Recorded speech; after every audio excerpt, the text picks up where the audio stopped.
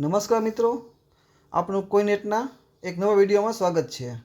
આજના વિડીયોમાં આપણે વાત કરવાની છે 10 રૂપિયાના ક્રોસ કોઈન વિશે, જે 2005, 2006 અને 2007માં બનાવવામાં આવ્યા હતા। જેમાંથી સૌથી વધુ કયા વર્ષની સિક્કાની કિંમત છે એ વિશે આપણે જાણીશું। તો વિડીયો શરૂ કરીએ।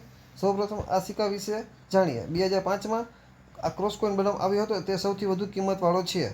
આ સિક્કો બી મેટલમાં બનાવવામાં આવ્યો હતો। આ સિક્કાનું વજન 7.71 ગ્રામ છે અને સિક્કાનો વ્યાસ 27 mm છે। આ થઈ ગઈ સિક્કાની નોર્મલ ડિટેલ।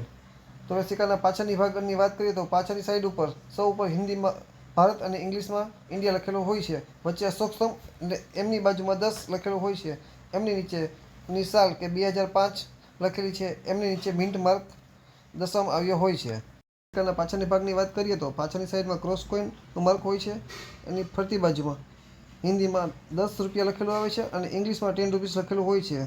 તો 2005માં આ સિક્કો નોયડા મિન્ટ માર્કમાં બનાવવામાં આવ્યો હતો, તેથી આ સિક્કાની કિંમત સૌથી વધારે છે। આ સિક્કાઓની કિંમતમાં વિશે વાત કરીએ તો 500 રૂપિયા લઈને 3000 સુધી મળી શકે છે। તો તમે ચેનલમાં નવા છો તો કોઈને સબસ્ક્રાઈબ કરો અને વધુમાં વધુ લોકોને શેર કરો, અને આજનો વિડીયો કેવો લાગ્યો તે કોમેન્ટમાં જણાવો, અને તમારો સવાલ હોય તો કોમેન્ટમાં જરૂરથી જણાવો।